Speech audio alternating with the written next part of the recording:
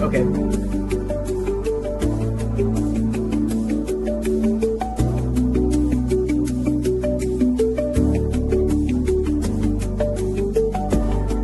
This is my new platform, so I haven't really tested it out, so we'll try it out.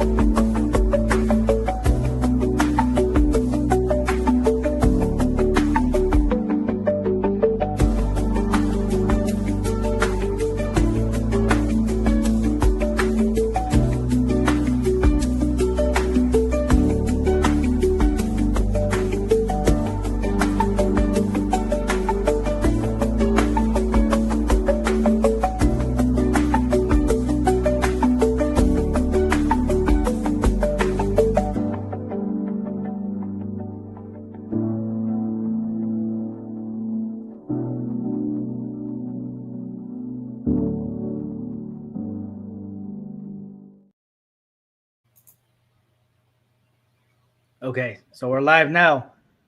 So Tolgay, how's everything going? And thank you for being here as one of my guests.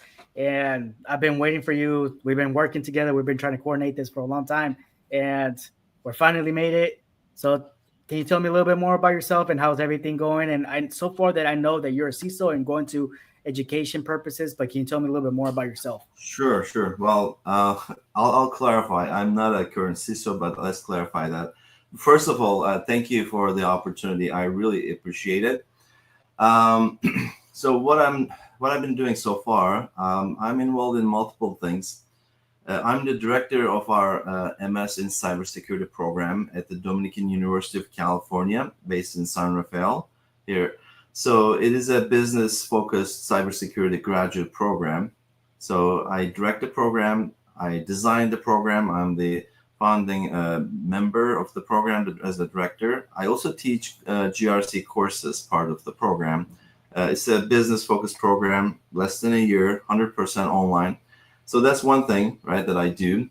That's basically takes time from my schedule, nighttime, maybe weekends.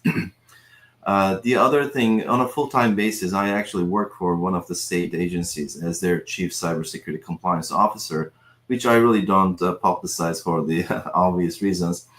Other things I do, I'm very involved with the educational institutions like ISACA, ISC Square, PMI, and all the others. I am on the board of ISACA. I'm the president. I got elected recently as the president of ISACA Sacramento chapter. And other things I do, I also serve as an advisory board member for a couple of organizations. Optimize is one of those startups that I provide advice. On a global scale, the organization called Vigitrust, really known for their PCI, but they provide other services. So I'm on their global advisory board member as well. Anything else? On the community side, volunteer side, again, I am also the president of the FBI Sacramento Citizen Academy Alumni Association. It's a long one. So it's really a community outreach effort, basically between FBI and community, helping FBI Oh, that's awesome. come together. And of course, I'm sure there are other things I forget, but very involved. My focus is really at this current stage in my professional career. It is really focusing around education, awareness, and training, all those things. I'm also accredited trainer for ISACA for almost all the certifications except couple. So my focus nowadays, again, helping all the chapters working, partnering with Silicon Valley, our chapter, obviously, now that we have more to do, providing education training, acting as a panelist, moderator to our audience. I also do participate in the conferences and events, the industry cyber related, in terms of presenting as a keynote speaker, moderator, panelist. It's really what I love to do, the whole education awareness training aspect. Oh, okay. So what, if you don't mind me asking, what got you interested about that? What was your interest of getting into all these organizations and just being in So actually, different let me places? kind of go back a bit and tell you how this whole thing started, right? My journey. I think that's really more relevant. I have a computer science, computer engineering undergrad degree. I graduated in 1994. So it was like more than 30 years ago. And then even during the undergrad education, I was working part-time in the industry after the second year during summer and everything. One thing led to another. After I graduated, I came to States to start working for UC Berkeley, University of California, Berkeley, as a business system analyst. I worked for UC Berkeley for a couple of years. And then this was around 95, 96 timeline. This was just right. The internet was booming, right? I was at the right Okay, okay. place, right time. So got a management role in IT in private sector. And I stayed with that company for a good 16, 17 years. So that's kind of tells you when you have that alignment, you're happy, you stay, right? When all my friends were, doing the Mhm. job, hopping from one job to another, again, remember the internet boom. So, and during this 16, 18 years, which was my first part of my professional career, right? If you look at the past 3 decades, the 30 years, I learned a lot. I started doing everything hands on. I covered, it was a smaller organization, and I've done everything, right? I was in charge of IT. So, all aspects of IT, from except maybe light coding, right? Networking, service management, implementation of ERP systems, anything you can think of. I pulled cables, network cables, Cat5, Cat6, all those things, project management. Okay. So, and then during that time, I also finished my MBA around 2000, early 2000s. Excuse me. And I was managing the whole organization, the IT.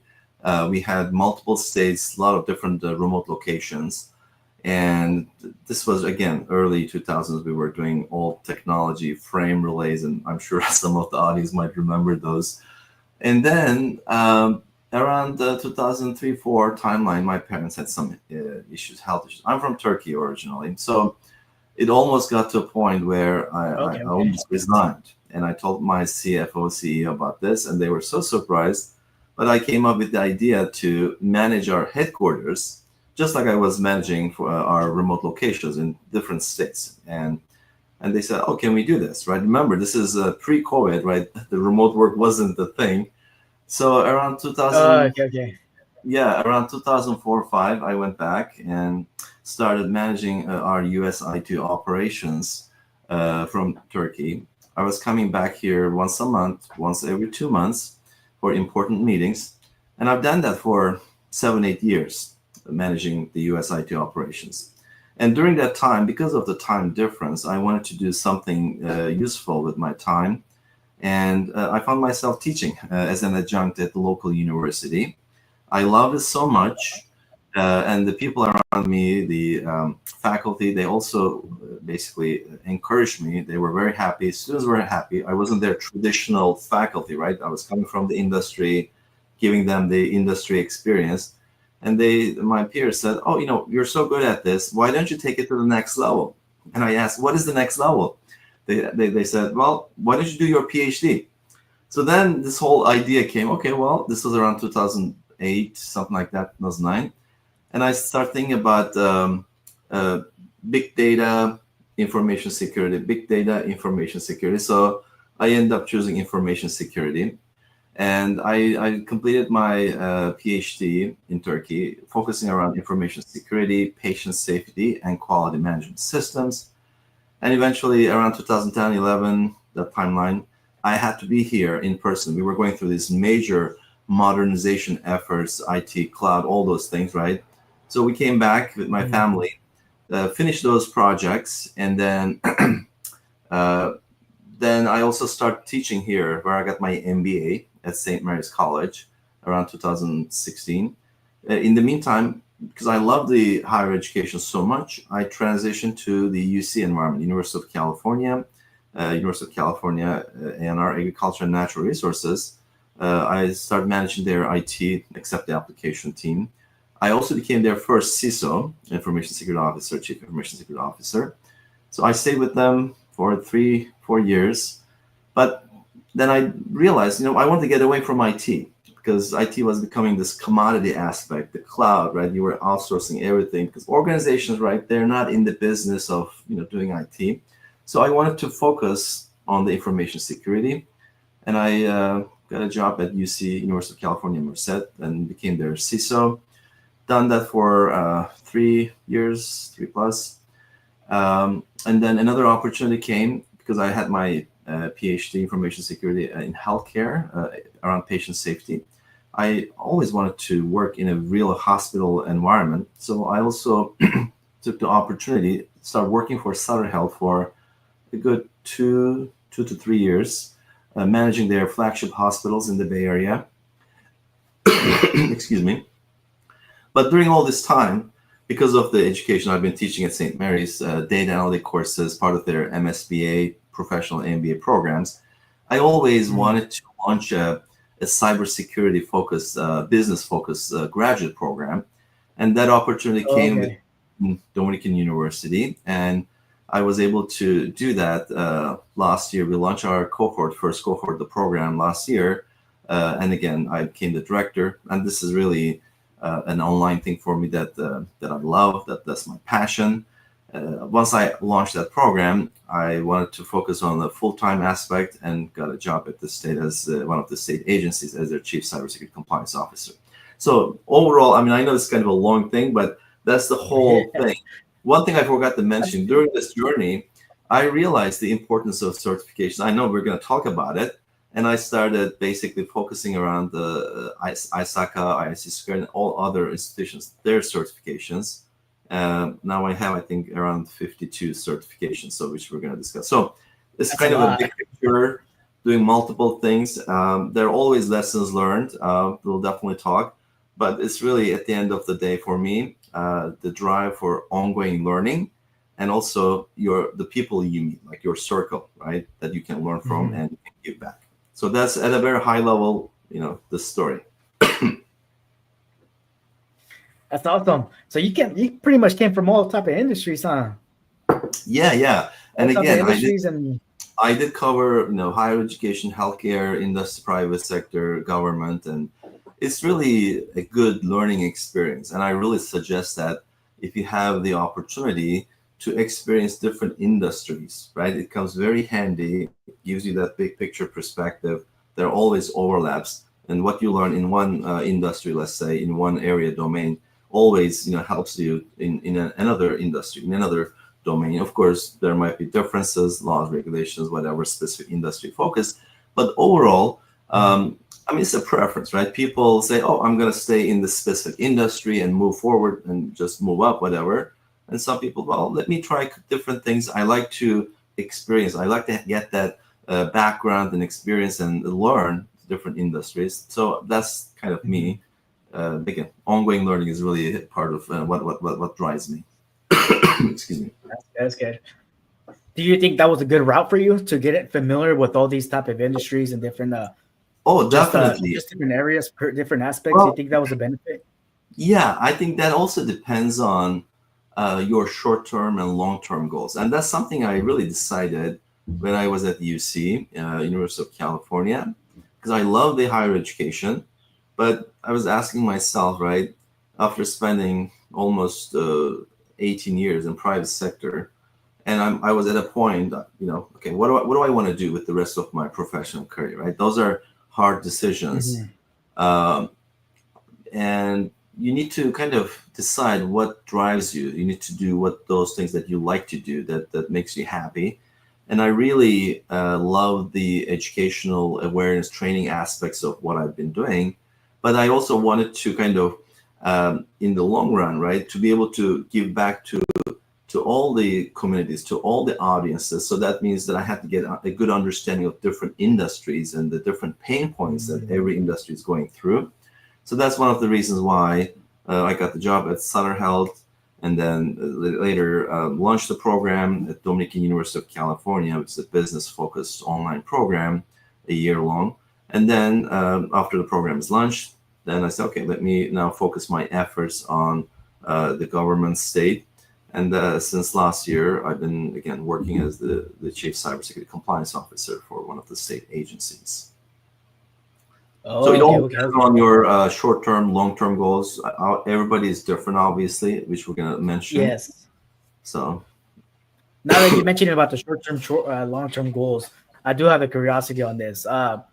So in this perspective, when you were doing all these, this whole journey was going through, did you, what was your short-term goal? It was more to try to get the fundamentals of everything, or was it just pretty much, let yeah. me learn from everybody else? So I think the short-term goal, if you look at it, right, essentially, when I present it, I always mention about these factors that influence these type of decisions. So Mhm. everybody, they have number one, it's all about the health, right? So your Mhm. health related issues, are you healthy, or how healthy you are? Number two, these Mhm. are factors that influence these type of decisions. Number two, um, where you are in your professional journey. Are you a 20-year-old who's graduating or planning, right? Maybe Mhm. 25, 30, or someone in their mid career, someone think about retirement. So where you are in this professional journey, the roadmap, right, is important. That's the second factor. A third one is you access the resources, right? Whether it's the financial resources, whether it's the time commitment, all those things. And then the fourth Mhm. one, obviously, we have obviously people around us, our spouses, our partners, our friends, family, right? That work-life balance. And so these four things really kind of drove me. Yes. Now, so for me, because I was here, let's see, 1995. My focus, and again, coming from a tech engineering background, I was always looking at things from a technical perspective. I would say, okay, well, we can always, find the solution about using this tool, that technology, this and that. But of course, as you move forward, as you mature, as you learn, especially after I got my MBA, your focus transitions, shifts, right? It's not about the technology, it's not about the tools. It's really about how you make a difference. Is how you Mm.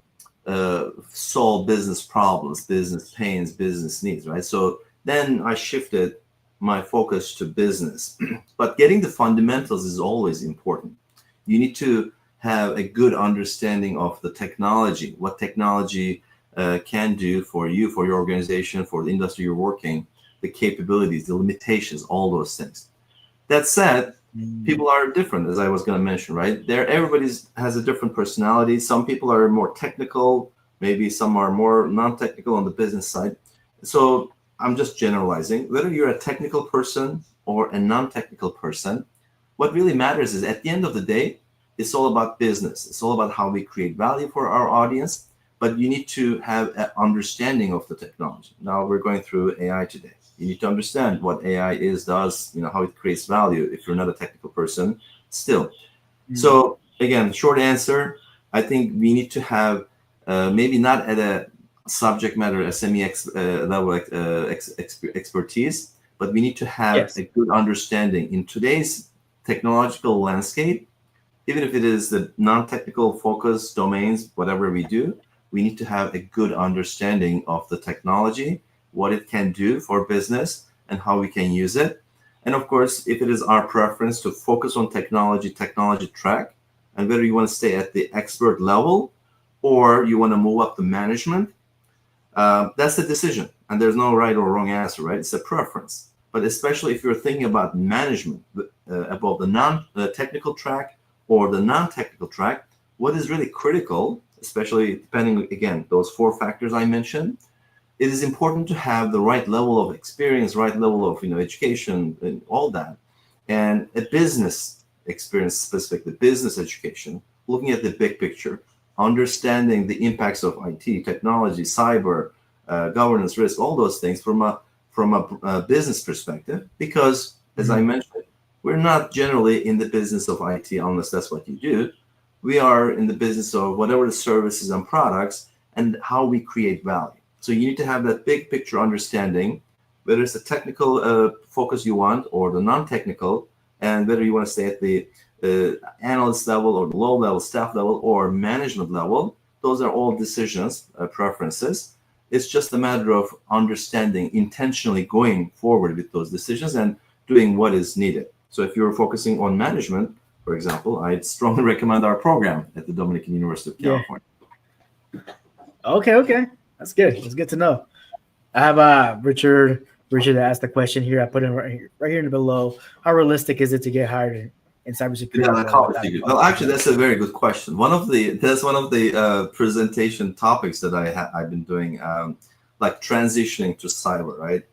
As I was mentioning, there are different pathways. So one is definitely the formal, let's say, education. Second is like going through undergrad, grad. Second might be the certification route. The third one might be if you're working in a specific industry, let's say in healthcare, like HIPAA, right? Those Mhm. laws regulations. So that might be a natural transition. A fourth one might be, for example, if you are working, let's say, in the technical domain as an IT, maybe some network skills and whatever. So having that IT background experience at a low level might also help you transition to cybersecurity. So, and of course, if you don't have the degree, if you don't have any certification, so we're basically saying everybody's situation is different. We have to understand that. So the question is, uh, how realistic is it to get hired right after, let's say, a high school education, right? That's one thing. Mhm. Yes. Or maybe after high school, you've been in different works and kind of got some experience hands-on, and you're trying to still transition. So it all depends, obviously, but we cannot really, we have to emphasize the importance of ongoing learning. So without experience, we have this, loop, right? We want to get Yes. the experience, we want to get that job, but they say, oh, you don't have the experience. Well, how am I going to get the experience if I don't get the job? So unfortunately, that's the kind of a That's loop. always a common thing, man. That's always Always. a big important thing. So what I really suggest for Richard is, find out all the opportunities. I think one way to start is you cannot do this alone. You have to have your network, right? You have to have the right people. And actually, that's how we met Mm, with Efron, right, in one of the trainings. So one suggestion definitely is I recommend being part of these nonprofit institutions like ISACA, for example. Okay, and then yes. Isaka has a huge member audience, and we get together once a month. There are different events, conferences, and those type of things. So it allows you different to have different opportunities, meet different people from different organizations. So that's basically you have to create opportunities. You cannot just wait. Okay, I'm just going to wait here. Let the opportunities come to me. You have to take an action. So that's one Yes. thing. So I suggest becoming an ISACA member, depending on where you are. There are a lot of chapters. It can be ISACA, it can be ISC Square, PMI. I mean, if you're talking about cybersecurity, ISSA. So do that. Of course, my information is available. I'm on LinkedIn. If you want to provide it, we can copy my information on LinkedIn, on the chat. Please connect with me. Yes. That's always an important in today's environment. LinkedIn networking, because once you connect with the right people, then you'll see what they're following. Then you learn from them, right? Because those people, like myself, I'm always learning from LinkedIn, for example. The people I follow, events, conferences, and then us connected, then you can learn. There are a lot of opportunities, learning opportunities, and most of them are free, by the way, on the internet, events, conferences. So it does take some time, effort. It's not going to happen overnight, but you need to start somewhere. And I think at this point, without a college degree, so I definitely recommend a college degree, obviously. But again, those four things I mentioned, right? Your health, your resources, your significant others, and then where you are. So you have to take those into consideration. A college education, a 2-year associate, 4-year, whatever, does that make sense? Maybe it doesn't. Maybe going through the certification route, makes more sense. Essentially, I mean, Efren asked the question, the foundations, right? And the way to do that is get involved with a chapter, ISACA, IS, whatever, and then learn, go through the certification. You need to build your resume. On a blank resume, nobody's going to hire, right? And you want to get that experience. So you need to start somewhere. That is important. Having the right people in your network is important. So hopefully that helps. Yes, that's true. The volunteering perspective is very good. That's how I started my IT career. One thing I forgot to mention: once you become a part of this professional networks, there are a lot of programs out there. For example, I know I'm also part of the California Governor's Cybersecurity Task Force, a subcommittee focusing around workforce issues. There's a huge skill issue shortage, right?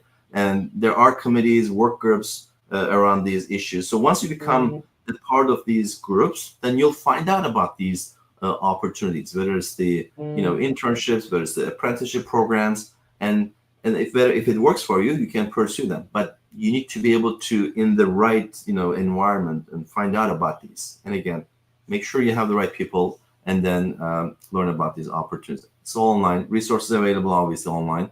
And then it's just going to take some time, step by step. But you need to start somewhere. Sorry, Efrain, I didn't mean to interrupt. No worries. But yeah, that's pretty much how I started too. My career path in IT. I didn't have no certifications. I didn't have no education. So pretty much I volunteered. I volunteered for an organization it's a small, still up there. It's called a Computer for Kids. So it was a nonprofit. It's a nonprofit organization that supports for the kids they're not able to. I cannot emphasize the importance of volunteering. Maybe now you have time. See, if you have time, Yes. right, you're looking for a job, whatever, this might be the right time for you to give back or volunteer. And by volunteering, let's say if you become a member of an ISACA and then chapter, and then you can volunteer, you can become a chair, whatever. And through that effort, right, again, it's step by step. You just have to, don't expect things to change overnight. I mean, look, Efrain, I mean, you mentioned all these things, and look where you are now. We're having this podcast, and you're kind of growing your audience. Yeah. Things will take time. There's no silver bullet.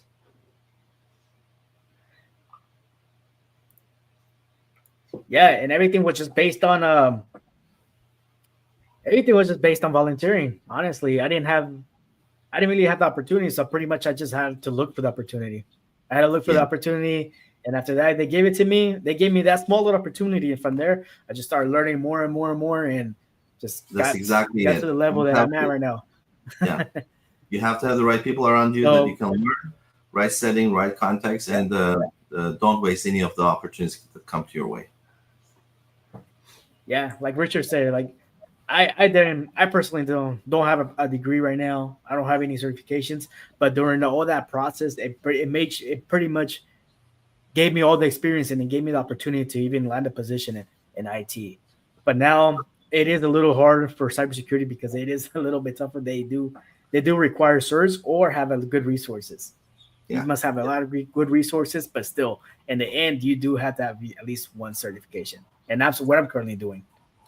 I mean, employers, yeah, it's not easy. They want to see experience, they want to see knowledge, know-how, right? Certification one way, education another. So it's not easy to kind of transition, but you have to start. You have to kind of connect with those you can learn from, and then try harder, so that when there's an opportunity that comes your way, that you're ready. Otherwise, if you don't do anything, the opportunity might also be there, but you're not going to take care of it, take advantage of it. Yes, very true, very true. So I know you mentioned about the volunteering base and the ISACA. What certifications do you think is pretty good on ISACA and IAC Square, or what type of what volunteer positions do you guys have? Well, I mean, let's talk about that. Certifications is a reality, right, in today's environment. And I look at certifications from an angle, from a perspective of two buckets, maybe mainly. One is basically these global accepted non-vendor certifications like ISACA or ISC Square, and also vendor certifications. Vendors have their tools and solutions, so you spend some time, understand how the tool works, and you are certified for that specific vendor, for that specific tool. So it is important, again, those four things I mentioned. If you're really young and you have to kind of focus on the foundations and fundamentals, maybe if you have that objective of, I'm going to work for, let's say, IBM, or I'm going to work for Amazon, whatever, right?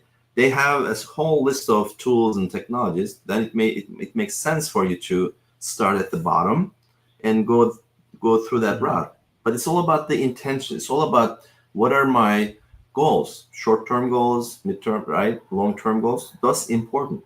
It's like the journey, right? The roadmap. If you don't know where you're going, everywhere will take you to where you want to go. So you need to do some thinking. Where do I want to be in 5 years? Where do I want to be in 10, 20, whatever? So unless you have that plan, as I said, you're just going to go in different directions, and and you're going to end up where you end up. So I strongly recommend that. As far as so, excuse me, the technical certifications. So now let's focus on. I don't really have any vendor certifications because, again, that's not my focus. I'm more on the accepted ISACA, ISC square, those type of PMI certifications. And I think I have certifications from every domain: privacy, risk, governance, compliance, all those things from different institutions: ISACA, ISC square, PMI, IAB, IBA, business analyst. Anyway, so focusing on that, the long run, if you have that long-term, let's say, management focus, let's put it that way. Do you have, in the short run, in the long run, mid-run, long run, right? Do you have a technical focus that you want to be able to do stuff because maybe you like technology, you want to do stuff at the technical level, or going forward, you want to do as little as possible, right? That understanding the fundamentals, and then transition to the non-technical, to the business side of things, right? So that's a very important decision that you have to you're at that juncture. So once you make that decision, because remember, one of the limited resources you have is time. Again, the 4 things I mentioned, right? Resources and where you are in your professional journey. Are you 20 years old? Are you 30 years old? Are you 40, 50, whatever? That's important. So if you're really early in this stage, early in your journey, you have more. So you can risk certain things, and you can maybe start fundamental courses, fundamental certifications, whether it's the technical, vendor related, or non-technical. But it really does help you if you have a plan. Without a plan, and that plan is, where do I want to be in the next 5 years? Which industry do I want to work for? Which organization, if you have that preference? I mean, back in the day, I always wanted to work for IBM, for example.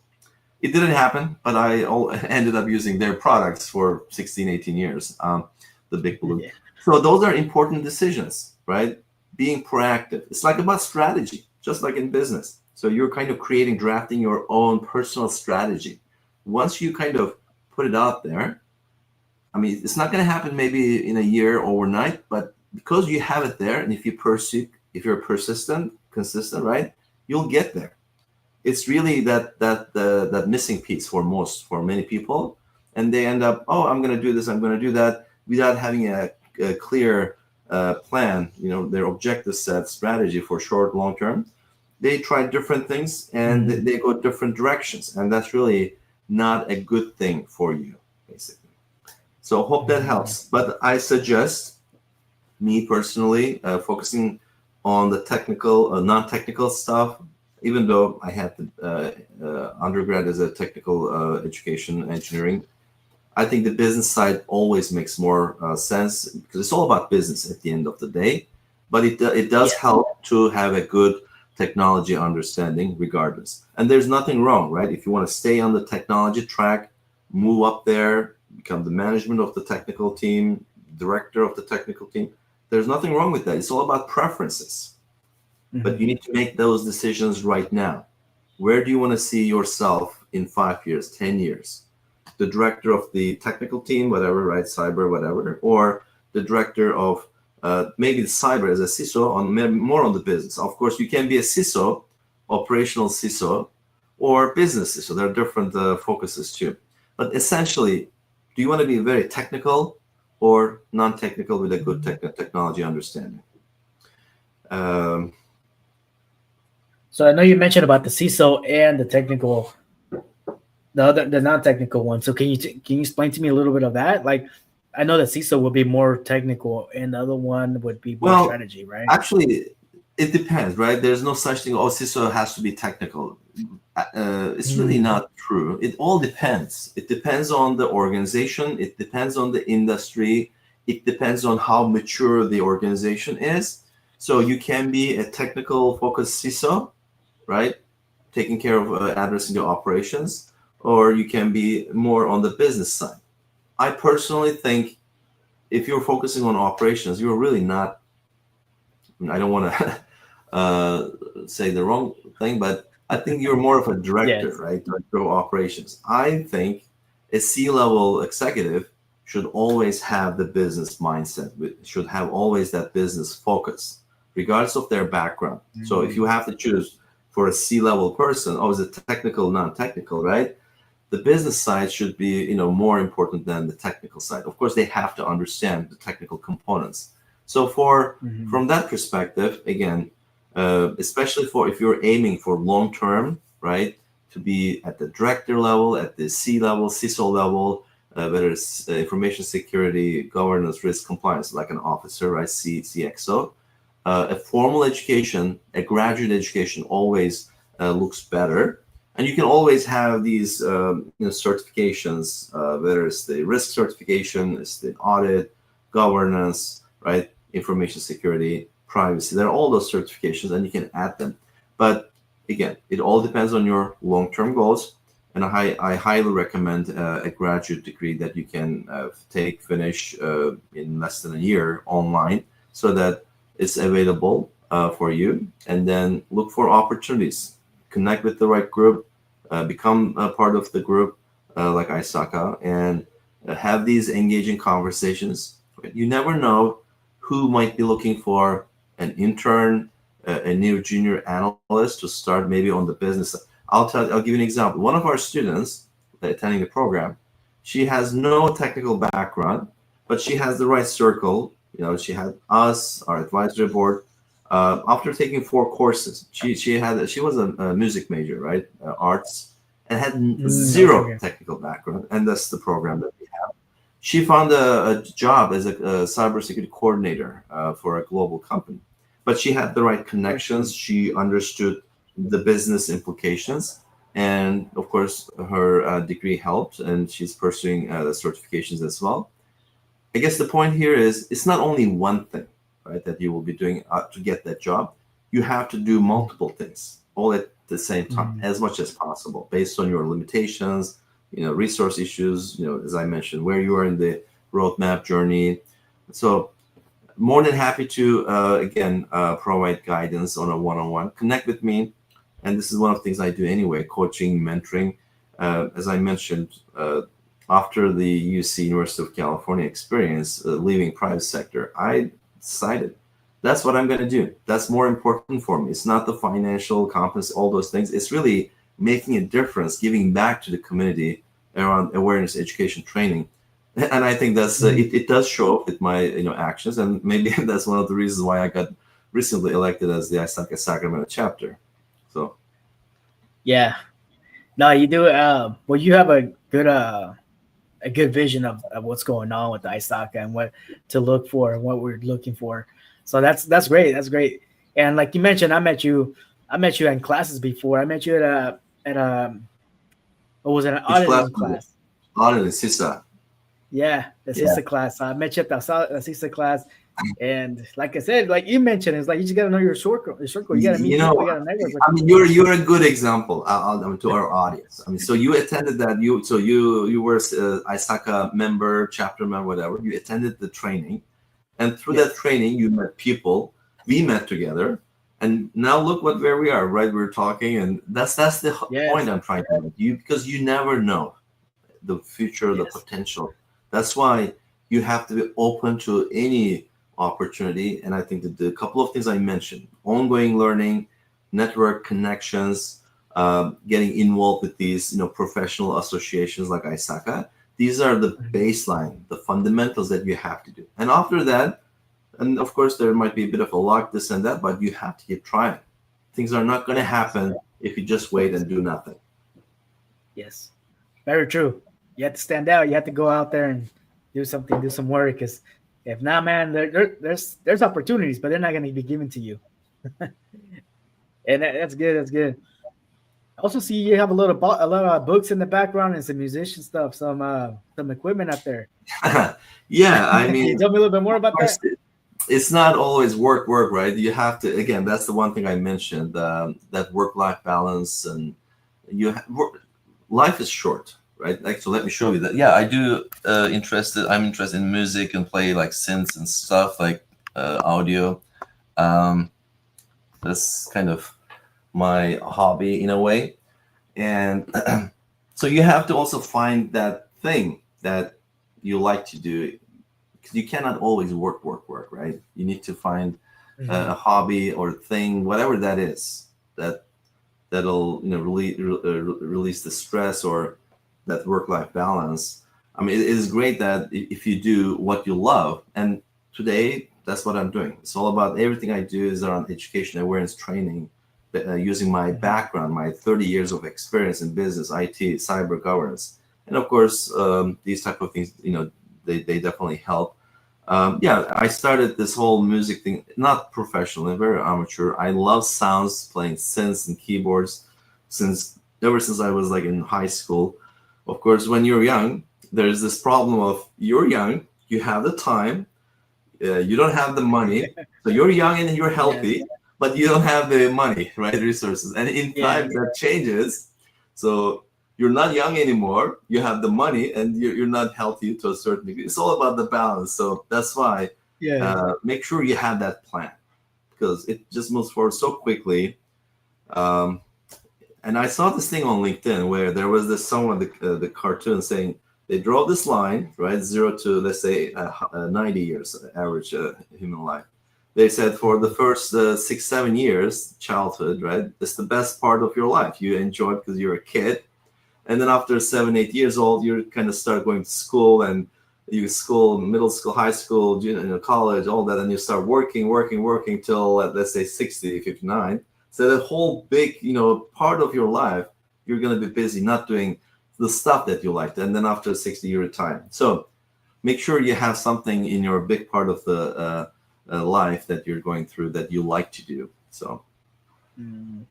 That's good to have a balance of everything, because you can't depend too much on work. I know people have a career path and they're so super focused on it, but they have to have that little freedom too. You just can't work all the time or study all the yeah, time. definitely. And I do see some books in the back. Do you have any recommendations on books? Anything that you listen to or anything that you read? I don't really have a book. I said, oh, this is the book I recommend. I usually like to read a lot of books, ebooks, watch videos, anything about a specific topic. When you go events, Mhm. conferences, because there's no end to that. And that's also, again, Yes. part of this issue of you have a limited time. You only have 24 hours. So you need to kind of, if you have that plan that I mentioned, right? Then anything relevant you can read. You can say, okay, I'm gonna pick this ebook, PDF, whatever, or the book someone suggests, and then you can read it. But if you don't have that plan, then what are you gonna do? Are you gonna there are lots of thousands of hundreds of books, right? People recommend, and you cannot go all through that.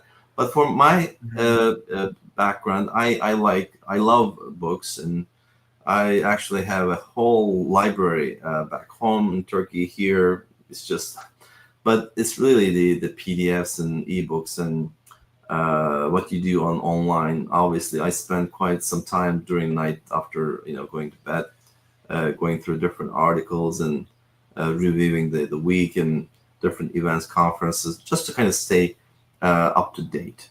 Okay, so it Okay. really does matter. Well, one thing I recommend at a high level, and of course, if you go to Amazon, or you can always see the reviews, right? The 4 5 stars. Yes. I would strongly recommend in your bookshelf that you get one business book, like that covers the mini MBA, right? And there are a lot of books out there that kind of goes through the whole thing. You need to understand financials, you need to understand accounting, people, ethics, something the MBA courses cover. You have to have a second book about project management, right? That's important. In today's environment, everything we do, right? It's all about projects, efforts in the organization. Of course, we have Mhm. things we do at the operational level. We run the business, IT, whatever, but we move forward through projects. So make sure to have a good book about project management so that you have an understanding. A third one is about change management, because everything we do, similar to project management in an organization, it's a change effort. So you need to understand the different change models. And one model I like is ADKAR, ADKAR. So it's basically being aware, having the desire, K, having the knowledge, right? A, ability, and then reinforcement. So again, there are different other change management models. So get a business book around change management, because everything we do in organizations, Okay. that's similar to project, is change management. Another book, again, this might be maybe MBA related, is get something around soft skills, right? Communication, how do you deal with conflicts, negotiation, those type of things. So, and of course, technology is always there. And what we're going through, of course, we're going to discuss maybe, and we have a lot of time, is around AI. So get a book, again, whether you have a technical background, non-technical, get a book about AI so that you understand the basics of AI, because that's going forward is going to be very, very critical, very important. So you have to be able to talk, understand the jargon. When we talk LLM, what is an LLM, right? You need to know what that is at a very base level. You need to know the foundations. Um, of course, technology, another core element, something that covers the current technology. So I'm going to separate AIs because its implications separate, but have something around technology that, from a business perspective, disruption, innovation, digitalization, digital transform, all those things, right? So these are all important things.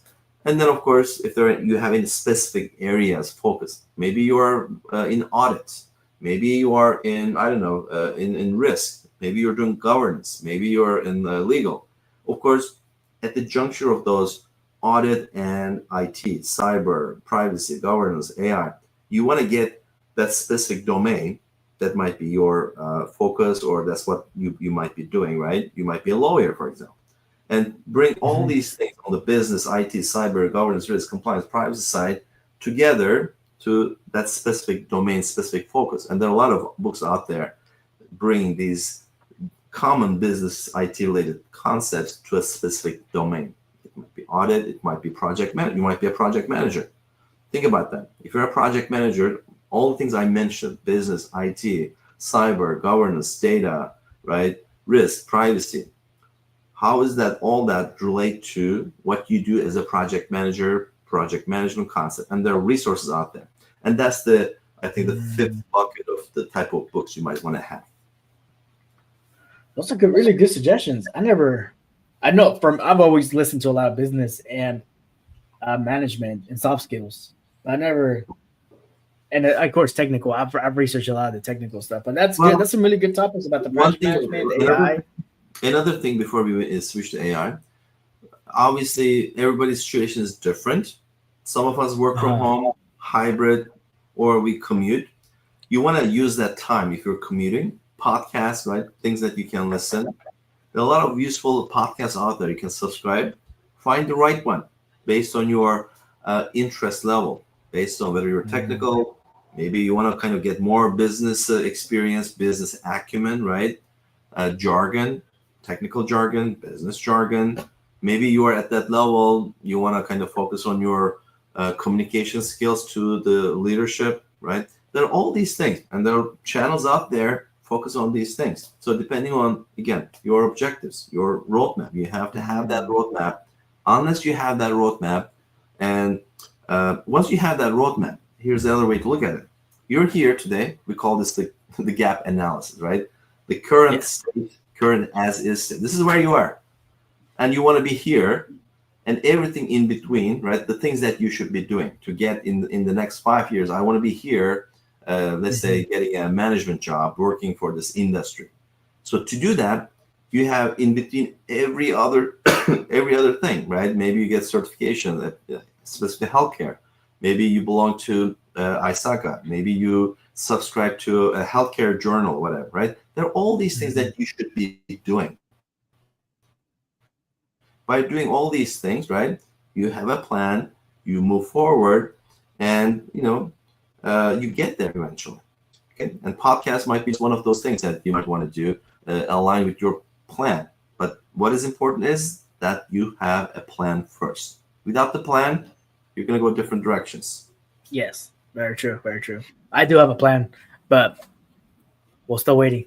I do have a plan for this podcast and everything else, but yeah, but mine is more of like pretty much. I won't get too much into details, but more like towards your area, more into the business side, the management side. That's my more of my perspective. So pretty much, I use this platform to learn from everybody.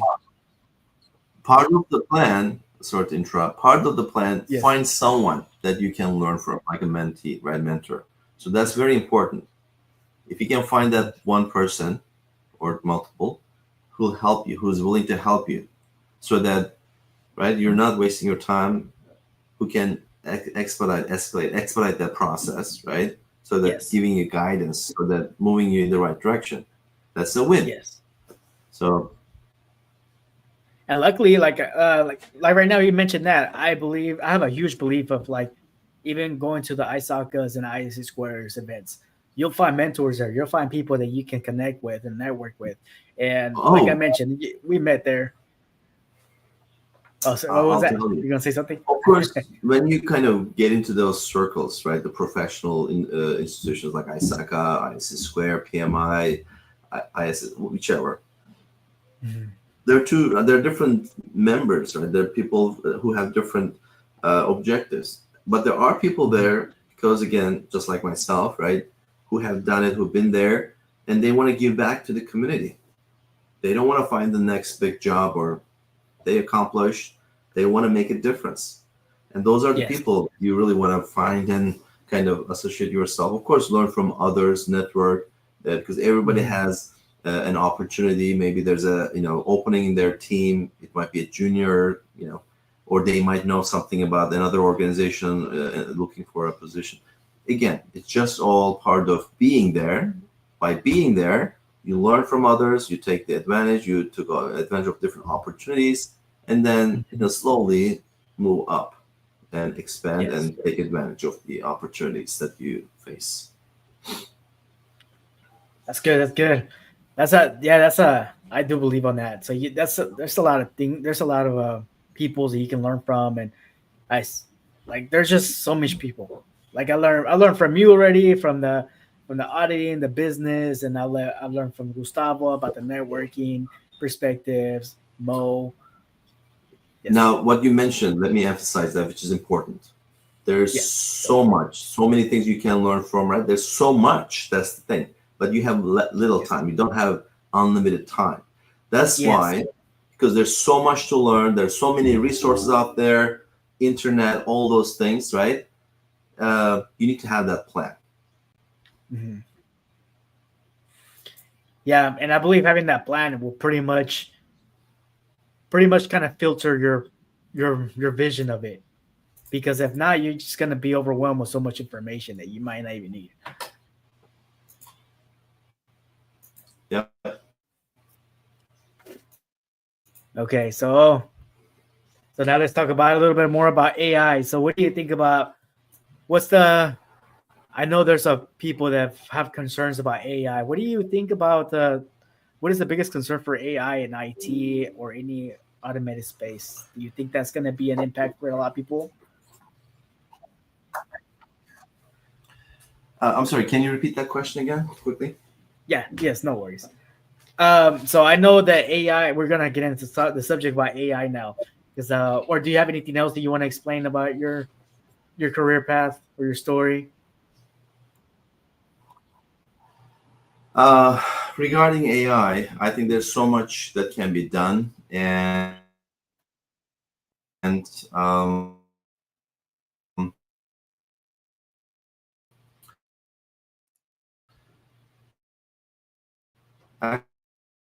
actually, give me a sec. I think I have this story.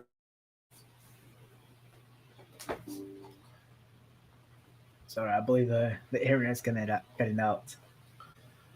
Oh, there we go. Um, Efren, if you give me a sec, my laptop might be having issues. Just give me a sec. Let me connect. Give me a sec, please. No, no problem. We'll put this as the pause real quick. So we'll just put another screen.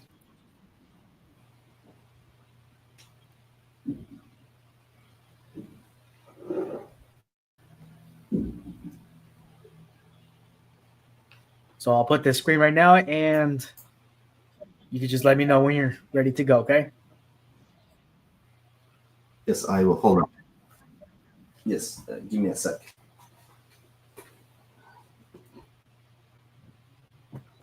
Okay. All right, back to.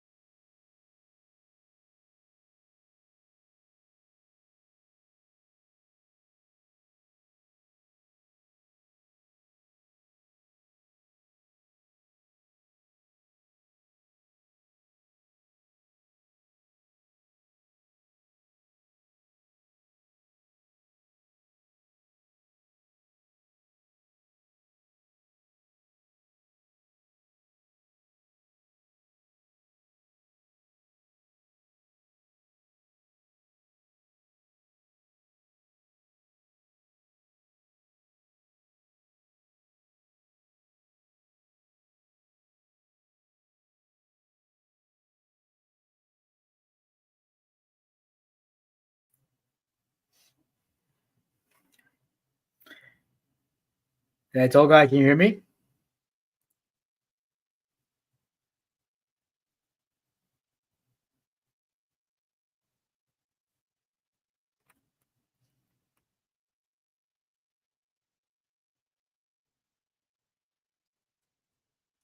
We're sorry we're having technical difficulties right now, but we'll be working on it.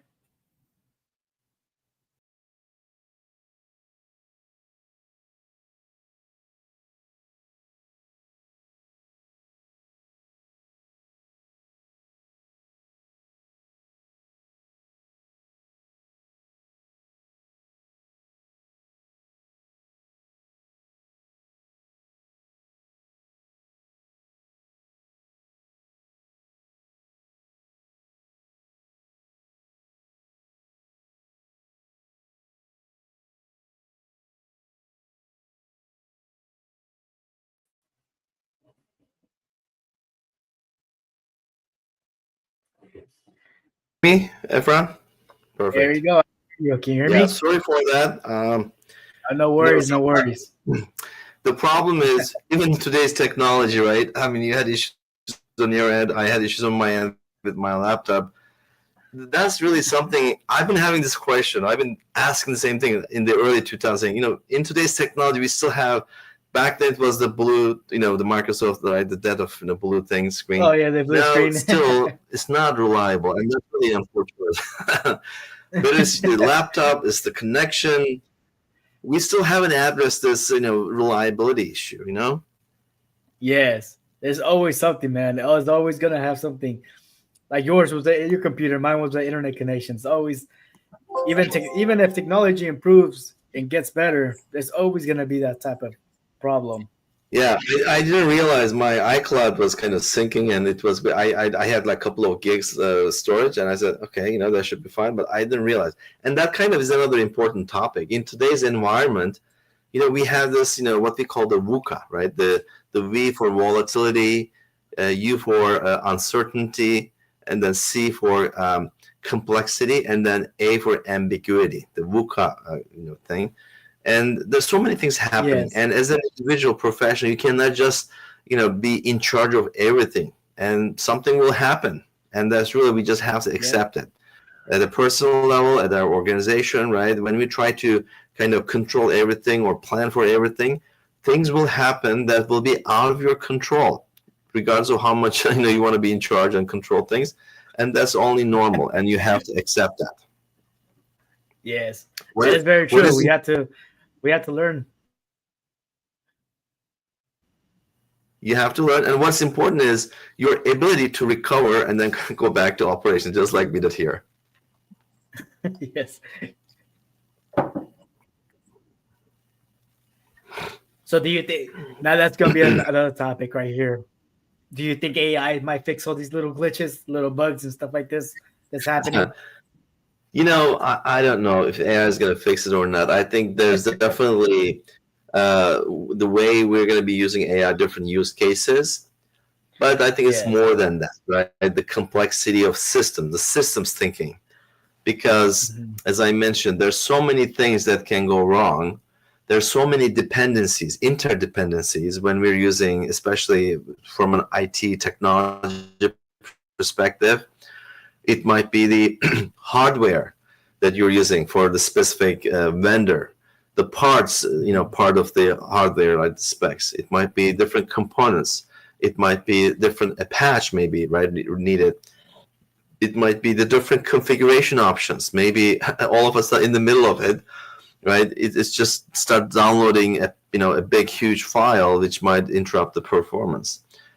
It might be, again, different programs doing different things, syncing up. And in my case, it was the iCloud doing some sync up, and I didn't realize that was going on. So there are all these things that, again, there's so many things. You cannot really try to control all of it. And I think one thing you can do is, just like I had my backup. I had 4 laptops here. So all I did was fire up the second laptop and connect it. That's really all you can do. You have to have a business continuity plan, BC, right, or disaster recovery, so that focuses on resiliency. How can you recover, restore quickly, and then be up and running? Because these things will happen. Yeah, So with the it's always good AI, to have a I mean, backup, man. That's itself, AI part is of a it huge too. conversation, obviously. Yep, yep. I mean, there's so much to talk about the AI. Of course, there are technical components, there are risk elements. You have to do it right. There's the governance element. There's all the ethical stuff, explanation of the, how we do what we, the outcomes, transparency, those things. Um, Hmm. how it impacts the workforce, right? The skill set. Well, yeah, we say AI is going to get our jobs, right? Well, which is not true. It's the people with the AI skills will get your jobs.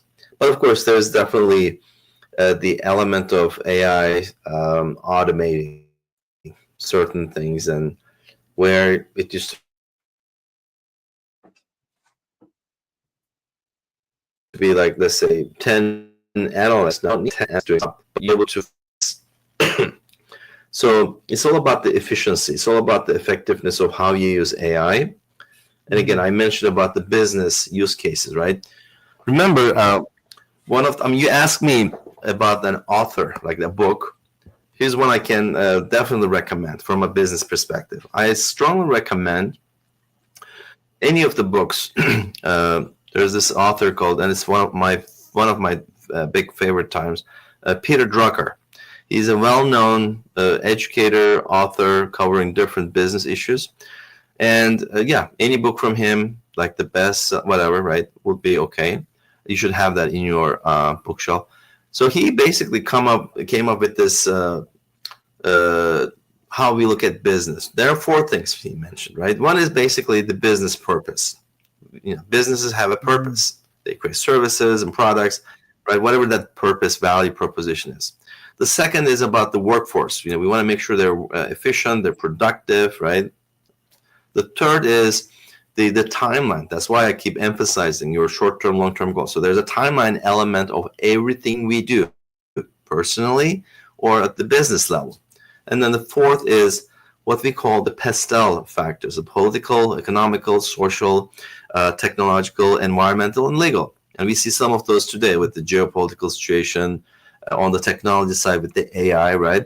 That impact or how organizations do what they do. So those are important, obviously.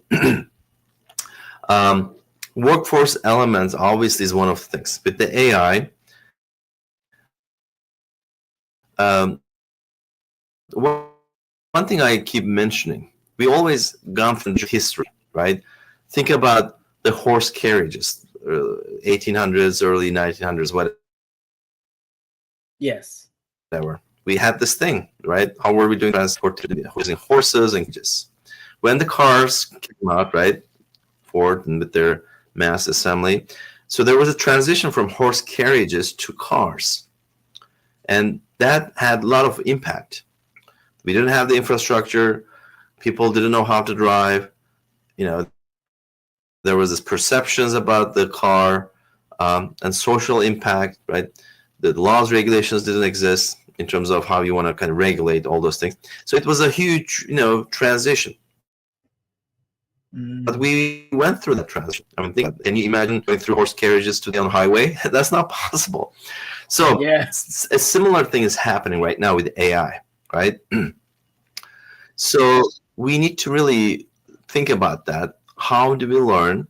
How do we adapt? How can we change so that this is no point. There's no going back now with the AI, right?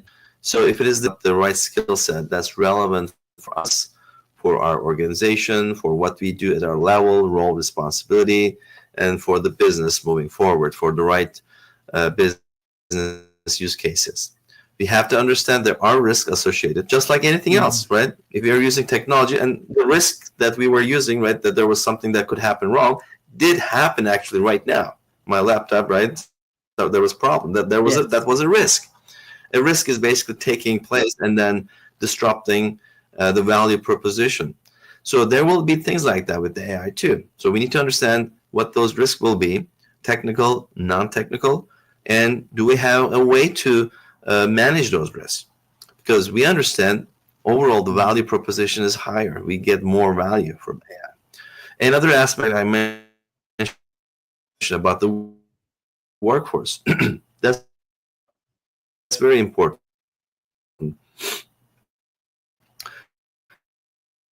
World Economic Forum a while back about AI. Mm-hmm. So it is very important.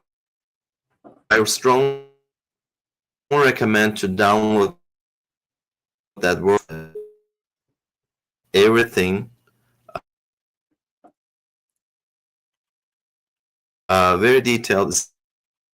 It has a good industries. It looks at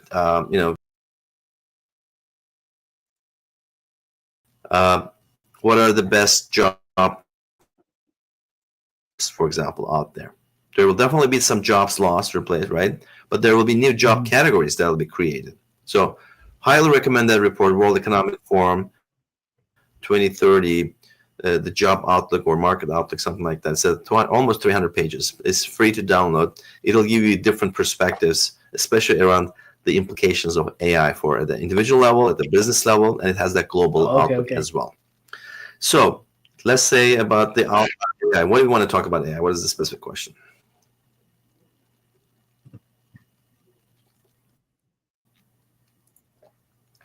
Oh, I see. My friend, can you hear me? Yeah, the internet keeps having issues over here in my part. Can you hear me still? I can hear you, but I think it might be a bit slow on your end. Yes, it is. Yeah, but I do see the benefit of AI. Can you still hear me or no?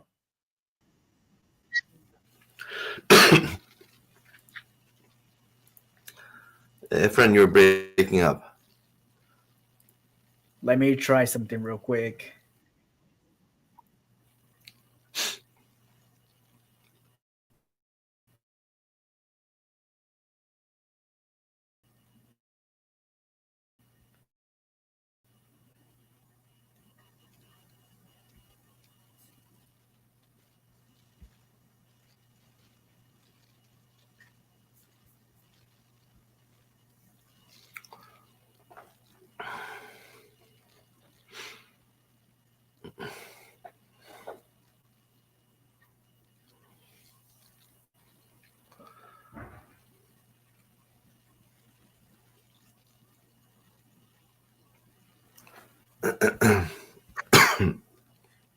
Okay.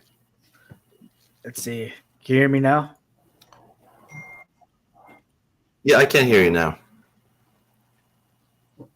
Okay. Yeah, this internet connection over here, it's not the best. Well, that's unfortunately one of the limitations, right? You would think the internet should be as fast anywhere now globally, but we still have a connectivity issue depending on where we are, where we live, Yes. where we access. So. Yes, unfortunately, like the major cities, that's the better connections, but that's what happens. But yeah, I do see the concern. That's fine. Let's move internet. forward.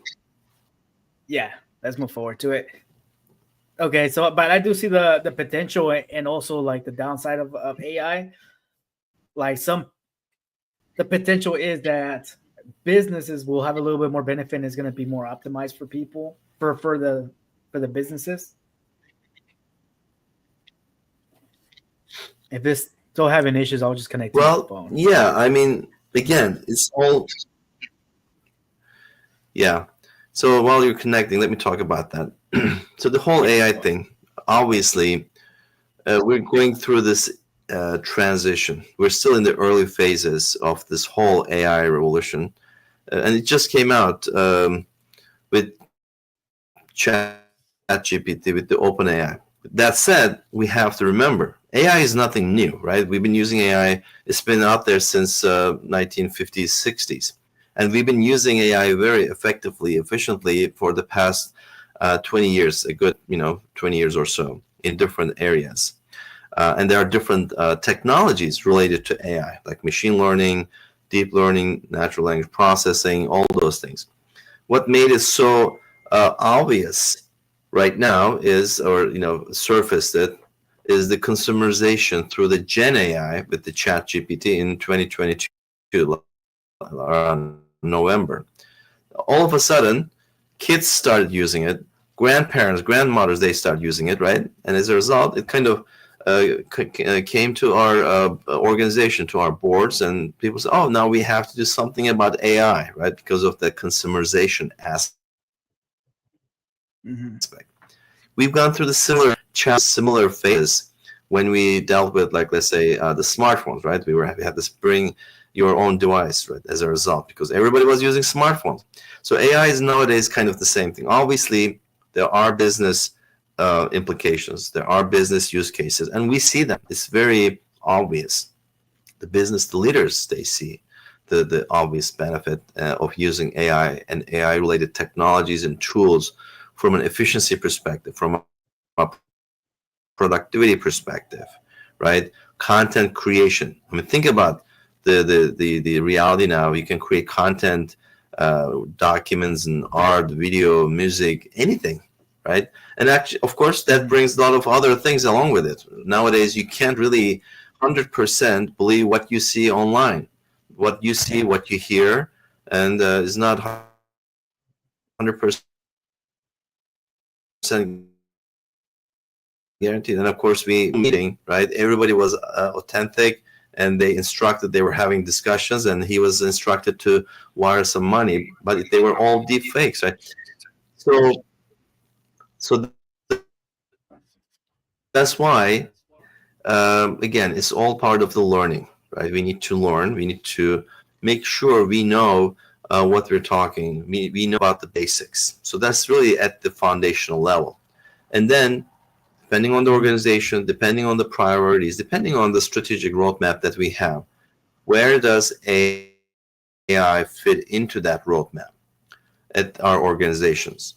And also at the same level, at a personal level, because AI is here and has huge implications. What does that mean for you, for us at an individual level? Well, you have to learn about AI. You have to learn business. Doesn't matter. You have to learn some high-level technical jargon or the concepts of fundamentals. And there are a lot of programs out there available on YouTube videos, LinkedIn. Resources are out there. So get the basics covered. And then I think the next thing we want to do is really, now that you have a kind of understanding of what AI does, all that, how do you use that for your business? What are the implications? There are different use cases. I mean, you might just ask ChatGPT to show you a list of information. You should be able to know how to use ChatGPT or Gen AI and any other tool. I'm just using, it doesn't matter which Gen AI model you use, but you should know how to ask the proper questions so that you get the right answers, accurate answers as much as possible. Once you kind of set this baseline fundamentals, I mean, it's like knowing in today's environment for anybody to use Word, Microsoft Word, to use Excel or Google platform, right? It's kind of given now. We all do this. We all know how to type a Word document or Google Smart document platform, Excel spreadsheets.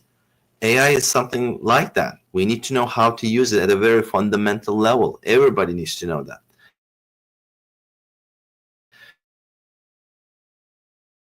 And then the next level is really based on what you do for your role response level. I mean, let's say if you're in risk or information security, then you need to think about the implications from an information security perspective, from a risk management perspective. Because there are all these use cases for the different use cases that'll make a difference. Remember the purpose of the business. They have services, products, that value proposition. And now with AI going forward, there's a huge contribution on the AI side. So what does that mean in your organization, in your own industry? You need to know those things. What are the challenges for my organization, for my industry? What are the use cases? What is the specific thing that I have to do? I have to know about the use of AI, because what I do is, maybe I'm a project manager. Maybe I am in information security. Maybe I am in privacy. What does that mean, right? It's the AI implication on what I do, the value contribution.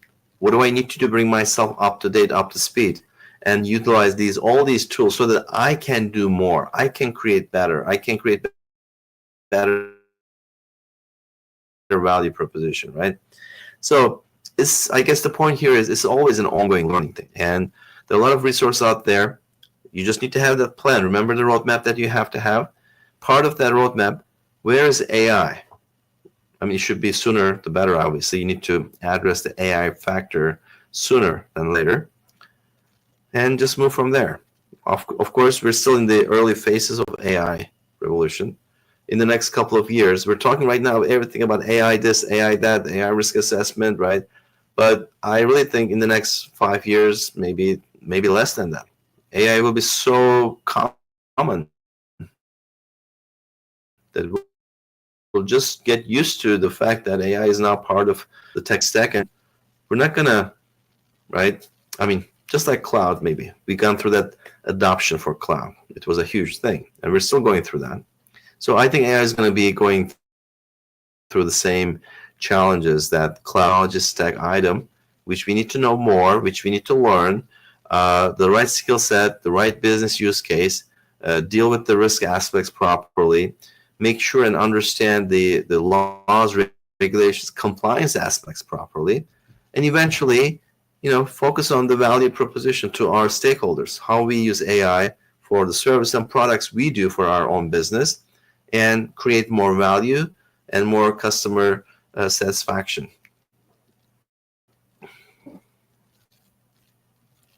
Okay, yeah, I see that. I see what's going on. So that is interesting, and it is true, like you said. Yeah, so you have to get familiar with AI, at least ask the questions, the proper questions, and of course, it's not perfect right now, but it's still to the time that you can still adjust to it and learn from it instead of before it gets too advanced to it.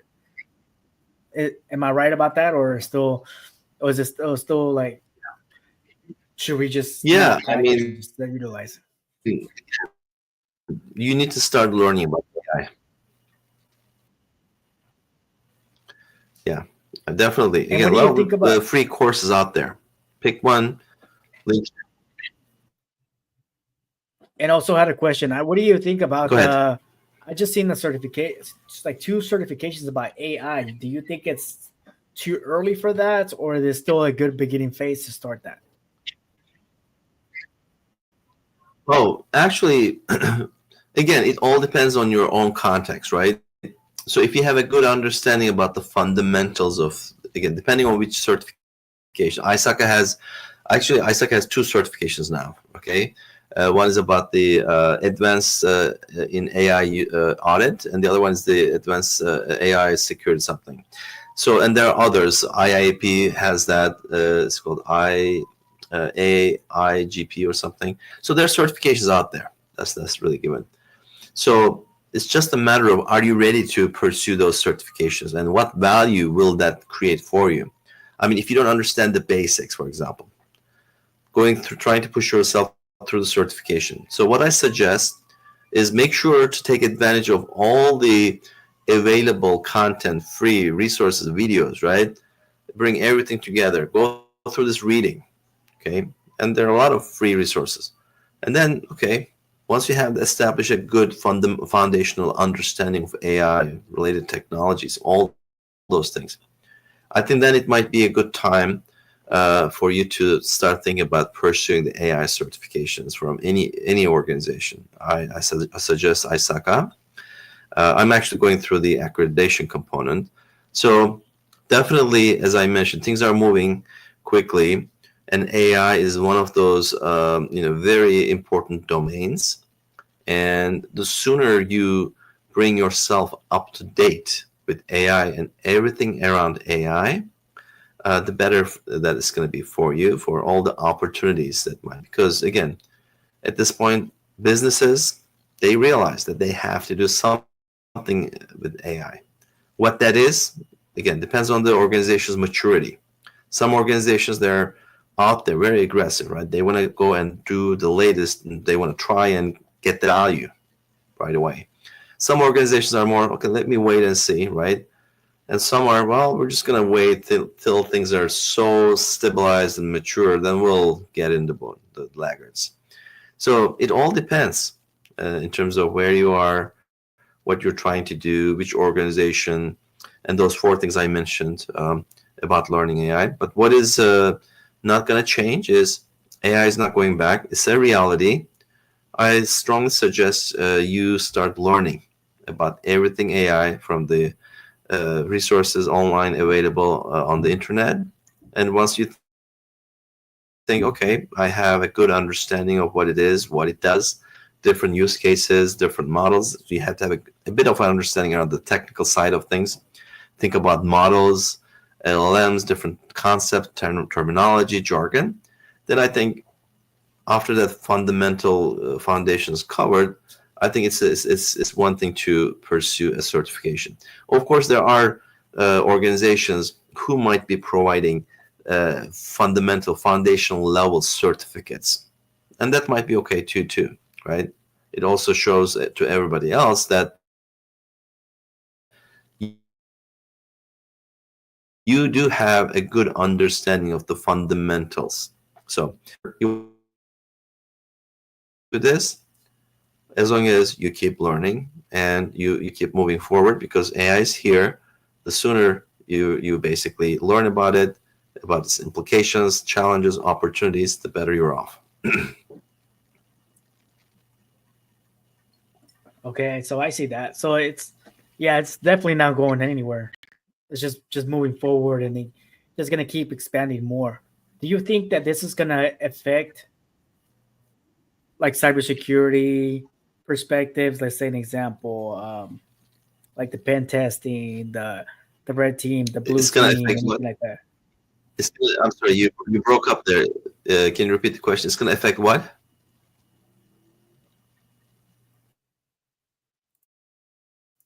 I'm logging on to my phone again. This is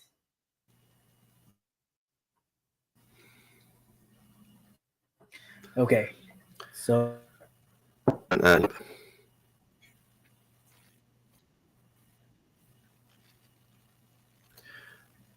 Maybe you're asking about the pen testing and red teaming, those type of things. I think you're logging in. Let me talk about that. So from a technical perspective, from a threat intelligence perspective, how do we use AI? Let's say part of the operations, right? Of course, with AI, now part of the automation, part of the accuracy, it makes the job a lot easier. It makes it easier for the third parties to get in, right? Try different things. It makes it easy, hopefully, right, on our end, on the defender side, to utilize AI so that we can defend better the resources, the assets that we have on the internal side, on the other side. So looking at that, both sides of the coin, how is AI used by the attackers, third parties, adversaries, versus us trying to defend, right? I think as the defenders, I think we're in a better situation compared to, let's say, 6 years ago with the use of AI, chat, and Gen AI, all those things. In other words, we get more value having all these tools, right? We're able to utilize the technologies, tools, solution, all stack more, and we get more value compared to limits are available to the, let's say, third parties, hackers, attackers, adversaries. They still were able to use all those things, right? But we had the limitation. We didn't have the right number of people. We didn't have the skill set. But now, today at least, we have some of those things addressed.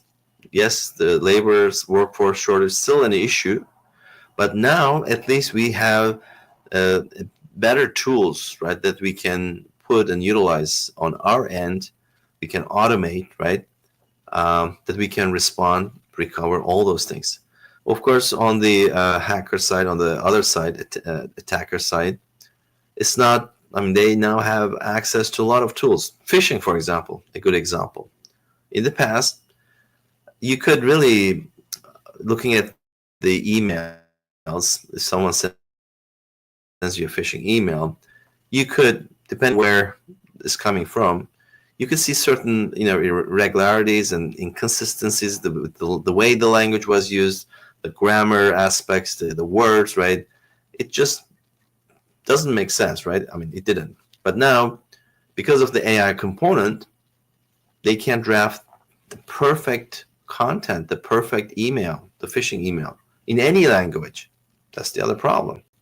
So, and now that kind of gives them the upper hand. And on our end, it's really the education, awareness, training of the workforce. And of course, AI makes it also easier, that component, that part of the education, awareness campaigns, those type of things. So it needs to move forward together. But one thing that we cannot do, we cannot afford with these AI-related use of AI-related technologies, because third parties, the other side, they are using it, whether we like it or not. Right? It makes their operations more effective, more efficient. So now they can get it. On our end, we also have to start using tools and technologies, AI supported, AI implemented, AI embedded, because we don't have the luxury of trying to defend ourselves, trying to recover, right? Do our business using technology, using yesterday's technology, when everybody else, right, the other side is using today's technology. That's exactly what we have to do. And that kind of brings a good point of, well, we don't have internal resources. We don't have the right team to come up with our own AI models and this and that. Hence, it's our reliance on the third parties, vendors, right, that come up with the right tools, technology, utilizing AI. So that's an important element, that outsourcing, right, SaaS-based solutions, our reliance on the third parties. So that's why it's very important that we need to do the due diligence and the due care, the proper risk assessment, and have these partnerships that we can trust. Trust is one of the elements, right? When you're working with a third party, a vendor, do you really trust that vendor, third party, for the tools, technology stack that they bring to help you solve the business problems, to help you defend your organization to the attackers? So I think going forward, kind of start seeing this with the cloud transition in the past, let's say 20 years, right? But now it becomes even more critical because of our dependence, because of the technology stack, the AI. We're not in the business of AI, and it's really not easy. It's not like you just build a server, hardware. It's a combination of different domains. You have to understand programming, coding, data analytics, data science, right? There's security aspect. All these things have to work together. And it's not, you don't even have the right resources to address the basics. So hence our reliance on vendor, third parties. So going forward, this whole domain of partners, third parties, vendors will even become more critical to focus, and the overall success of your organization. Obviously, for very large organizations, mature, right? They might do their own implementations, but for majority, it's the reliance on third parties utilizing AI tools, technology stack solutions. And that's why that relationship now going forward, this whole vendor domain, vendor partnership, right, third party, will become much more critical for the overall success of your business if you want to stay in business. So.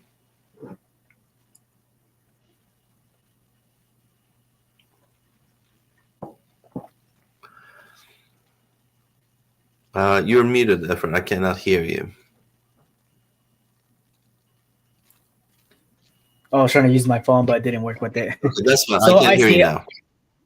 Okay, so I see that the vendors have to work together and the main company, right? So that is something that they're pretty much do they in that structure, do the vendors present their workflow, or how does that work in your perspective? Like, or do you know how that works for you guys? So let me understand the question. So how would vendors approach or not following? What is the exact question again? Yeah, so I know you mentioned that there's a trust with the vendors in the company. So my question Yes, you is, have to have trust. how would the How do company you know build that about the trust? vendors? Yes, how to build that trust, and how would they I see. do they So have the to question proven really trust? is, how do you as an organization, when you have to rely on third parties, you in this today's environment going forward with the AI solutions, how do you build the trust? How do you rely on them? How do you know if those are the right vendors? That's the question, right? So obviously, companies with a proven record, always good. Smaller organizations may not have the right budgets, that they always will have resource issues. They will always have to maybe outsource using MSPs, MSSPs, those type of vendors, third parties.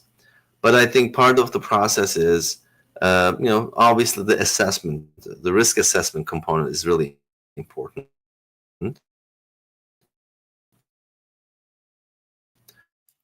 Okay, so that's good. So you pretty much So have to you assess. want to make sure, especially the parties vendor, what are the ending of the use case of the tool, what the business problem that they're solving, what the pain, right, what the need they're addressing, and make sure, is it the third party?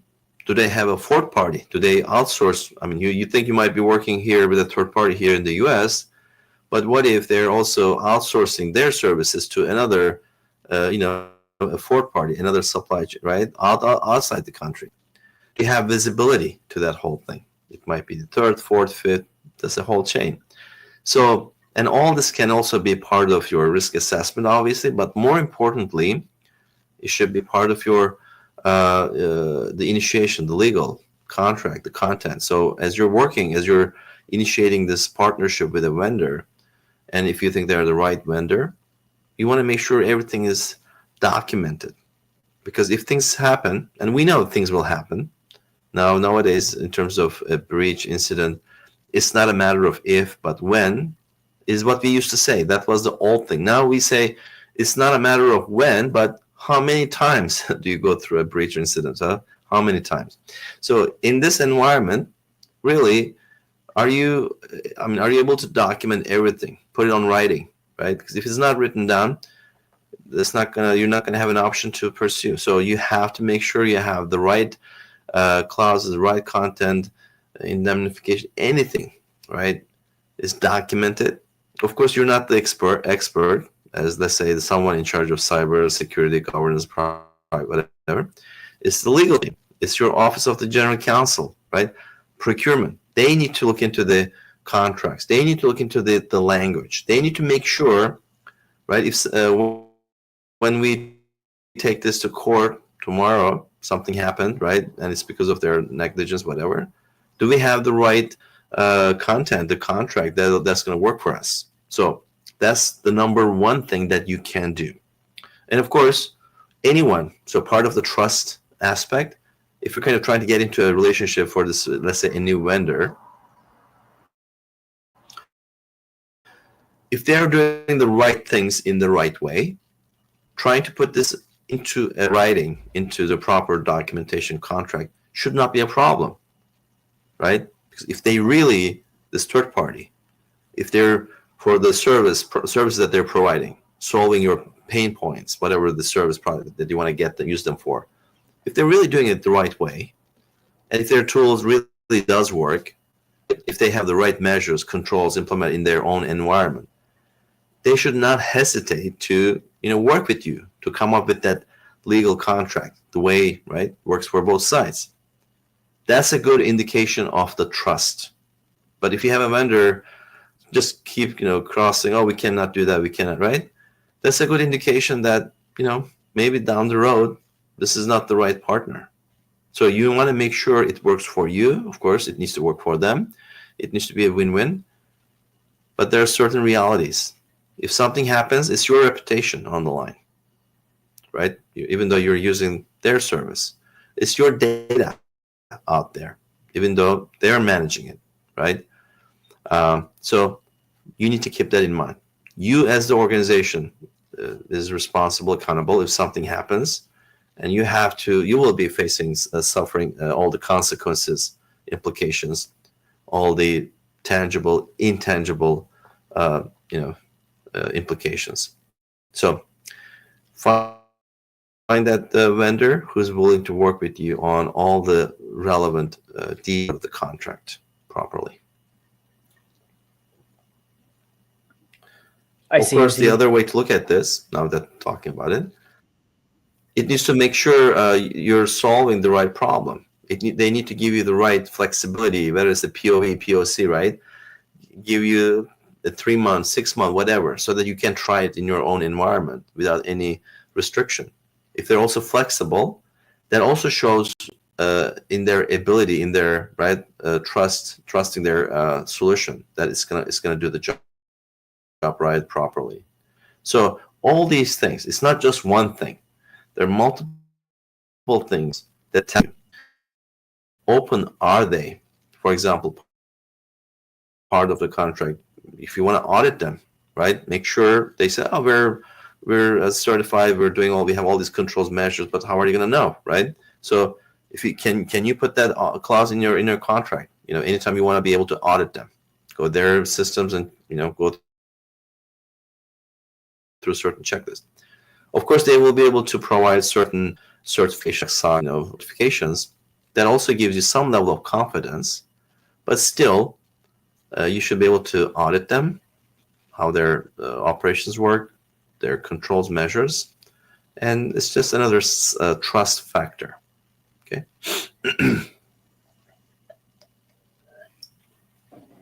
Okay, that's pretty good. So yeah, there is a lot of there's auditing, risk, and a lot of stuff included in one, huh?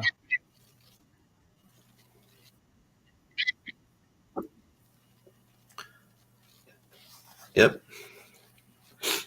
So there's a lot of stuff included in through auditing and risking and the risk and just checking everything, right? Yeah. So I'm sorry. What is the question again with audit and risk? So in that process, there's a lot of auditing just to confirm the risk. Yeah, definitely. I mean, with the third party, it's all about. I mean, this is one thing I think out of this webinar. One thing everybody should take out, or whoever listens and watches, right? At the end of the day, and this is really a very common theme under the ISACA. Businesses exist for a reason, right? We are there to create value. We have to deliver the benefits to our audiences. But that's our number one primary, focus objective. Along with that, at the highest level, there are risks associated as we move forward in any business, because we do these things and we're in business, right? Risk is inherent. We have to mitigate those risks. We have to manage those risks. So, but managing the risk doesn't mean you're going to address it 100%, right, up and down. It's the optimization aspect. It's not the minimization. Because if you try to minimize, that means you can, but then you're not going to be able to, find the right balance for the value creation for all those innovation products, digitalization products, right? Things that create value. So that's why we use the word optimization, not minimization. So it's the optimization of the associated risks. So remember, number one primary goal is how we create value, deliver benefits, realization, all those things. Secondary is the optimization of the associated risks. You have to manage those risks. You have to optimize them. The third bucket is, as you're going through this, right, you do require resources. So, and you have limited resources. That's why we prioritize. And that's why it's the optimization of the use of so that you spend the money on which projects, on which efforts. You find that you go through that prioritization, and hence you optimize. And the last bucket is really, as we do all these things, create value, deal with the risk, use of resources, you have to do this in a very legal, right, based on the laws, regulations. So the compliance aspect, you want to make sure you're doing this legally, properly. You're not doing anything illegal. So those four things at the high level are important. Number one focus being, how do we create value for our stakeholders through the service and products, and everything else is basically secondary. Remember, we're not in the business of risk management. We're not in the business of being compliant with laws, regulations, right? Our business is really creating value, and all the other three comes supports. We have to do this collectively, but our focus is, how do we create value for our audience?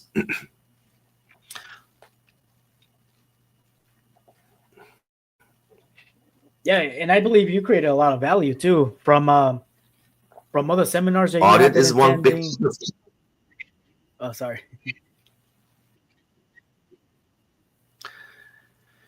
Yeah. I mean, there are a lot of things in terms of conferences, events, whether I just participate or on an ongoing basis, part of the learning, right? Remember, learning never stops, it's ongoing. And of course, you also have, I mean, at my, where I am right now, I have stuff, with my background, I'm able to give back to the community. So I participate for learning purposes. I participate for giving back. I present, I moderate, I act as a panelist. Actually, we have a couple of seminars and things coming up. There's the one in Santa Clara about this Cyber Congress, June 4th and 5th next week. And there's some coming up, obviously, later this year. But events, conferences, they're all up. And that's another, I mean, I think it was Richard, right, asking how do I. So that's another venue for you, especially if they're free, if they're online, right, you can join. For example, Cloud Security Alliance and groups like that, SANS, for example, right? They also have these day-long conferences, and they're all free. Actually, there was one yesterday, ransomware, I think SANS was doing that, okay? It was a day-long conference. Or so, but if you're not plugged into the right, newsletters, the people, the group that you're following, whatever, you're not going to find out about these things. That's one of the things. You have to be plugged in so that you know what's happening around it, so that you can take advantage of these events, conferences, and learning opportunities. But if you don't take an action, if you're not part of the community, if you don't follow the right people, how are you going to find out if there's something happening out there that might help you, right? Which might be free, right? Mostly. So that's really important to stay connected. Events, conferences is one of the major paths that you learn, that you can give back if you have that capacity, if you have that level of experience.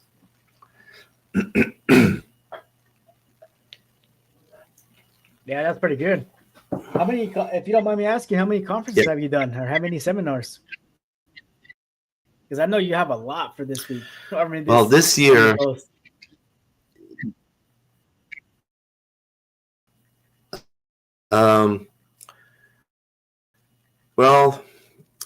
this year, to be honest, I really stopped counting, but I think I participated presenting, moderating as a panelist. We're in March. I've done at least 2 or 3 a month. So anyway, you look at it locally, globally, a good, I don't know, 20, 25 maybe, that I participated actively, including online webinars, maybe more, around 30 maybe. That's a lot. And I bet you're getting a lot of resources like that just for even talking like that and meeting a lot more new people. And also you're also in classes and stuff like that. So I remember when we met. That's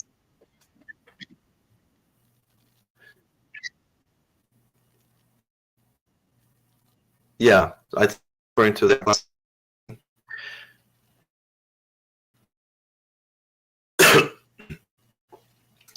You're right. I mean, again, part of the education, whether I'll put on 3 buckets. One is these events contests where I participate, I learn, I come back as an active participant, keynote speaker. I actually have a couple of coming ISACA annual GRC conference taking in New York. I will be presenting there August 18, 19, 20. There is one I'll be probably presenting at the PMI Silicon Valley, which I have finalized that. And there are others, obviously, which I keep forgetting. So that's one bucket. Another bucket in terms of all these efforts, right? Educational learning training is under the ISACA umbrella. I'm an accredited trainer, as I mentioned, for most of the ISACA certifications. And as the ISACA Sacramento chapter, mostly, and of course, working with partnering other chapters, we do provide trainings. You have to be an accredited trainer. You have to have all the certifications, but you also have to be accredited so that you can teach, and an accredited trainer. And I am, and all those, most of the members, right? So that they can learn, just like Richard was asking, how do you, right, transition? How do you get in? Certifications, they're a reality today. And you have to kind of get in somewhere. At the lowest level, whatever your background, remember what's the plan, and pursue, have 1 or 2 certifications. Certifications are a reality, so make sure you have it on your resume. So I do that often, instant or online trainings for different groups, different audiences. And we also partner with different institutions like ISACA Silicon Valley. We have one coming up, actually, that I will be instructing, teaching about this digital trust ecosystem framework, DTEF, which I also reviewed, and I was part of one of the reviewers. So, and that's a bigger umbrella. So ISACA has all these, different certifications about audit, risk, governance, information security, AI, right? But think about it. There's a bigger team, which is the trust that I've been mentioning, right? The digital trust, especially in today's environment, that is very important, the digital trust. So ISACA has that as well. So we'll have one coming up, I think, in June 24th through 27th or 28th for 4 days. Okay, so we're going to provide that online. So please follow me. So we're partnering with this ISACA Sacramento and ISACA Silicon Valley, a part of teaching about the digital trust. So please follow up, and free, online, highly recommended. So that was the second bucket. Of course, education awareness training, we want to do something more formal. And the third bucket that I do is really around formal education at the graduate level.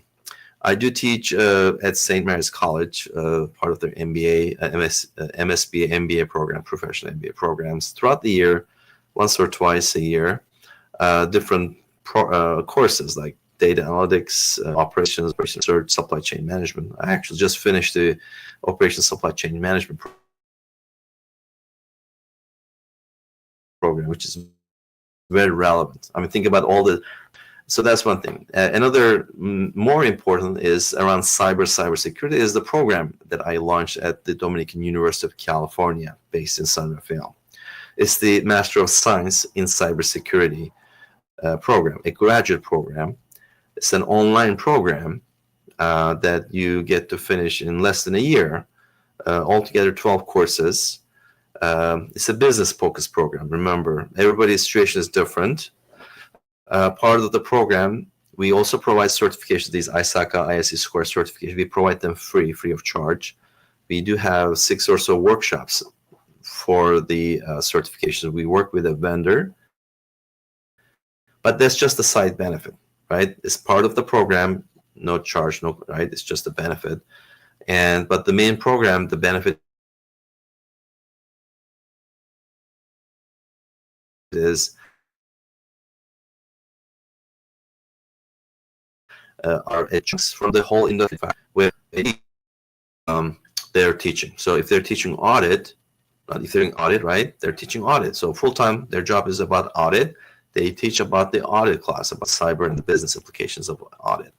We also have a great list of cybersecurity industry-focused advisory board members covering different industries, multiple, around 20 or so advisory board members covering industries, financial and government industry. And that's, I think that's one of the more important strengths that we have part of our program, so that our class size being very small, 10 to 15 students, we can have that type of engagement, coaching, mentoring provided by our advisory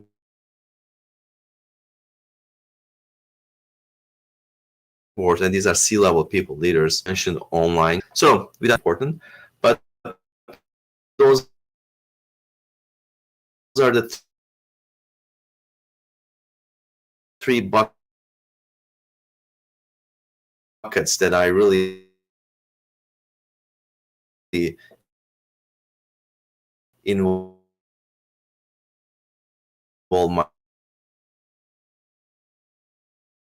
myself in terms of all these education-related activities.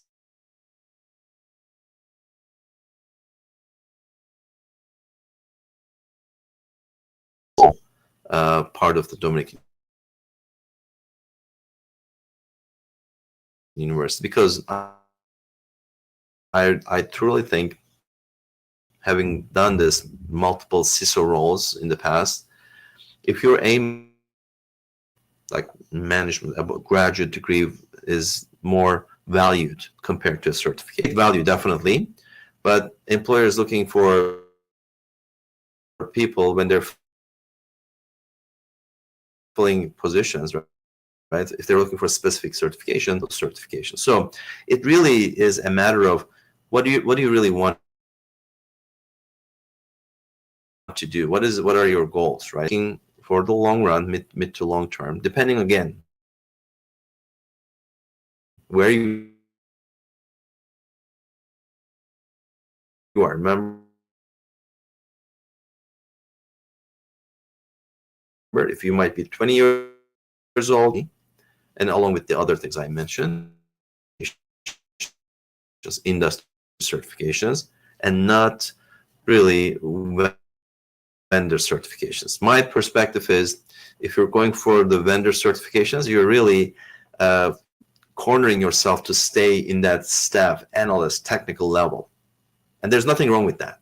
But again, it all depends on what your preferences are. Do you want to work as a technical subject matter expert and maybe focus on one industry, maybe focus on one vendor domain, right? Maybe everything around Amazon, maybe everything around Google, the ecosystem, right? Everything around IBM, Palo Alto, Proofpoint, Cisco, right? That's okay, but that's your preference. Or do you want to be, right, whatever the specific focus you might have, as audit focus, you might be focused on data, marketing, doesn't matter. But you need to have that maybe business, IT, cyber focus. And to move up to management, you need that formal education. So there's no right or wrong answer. And again, I'm more than happy to one-on-one so that I can maybe, based on their objectives and goals, what they're trying to accomplish, provide them some guidance as to what might be better for them in the short term, long term, all those things. So yeah, that's a lot of good details.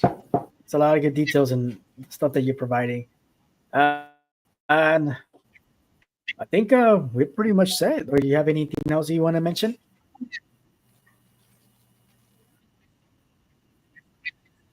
Well, I think what I'm going to emphasize out of this is, you need to remember, right? So the four things are important. Your health. So where you are in a professional journey. Are you a 20-year-old just entering the career? Are you maybe 25, 30? Maybe you got some, right? Maybe 40, like mid-level management. Maybe towards the end, thinking of retirement. That's another one. How about your relationships, your access to your resources, time, financial? So all these things are important factors. And then because things are moving, it's all about learning. It's all about the ongoing learning, right? That's important. So never stop that unless you retire. And even then, you want to keep the mental thing running, right? You need to keep running, keep learning, so that you keep your brain active, very healthy. Of course, different focus areas.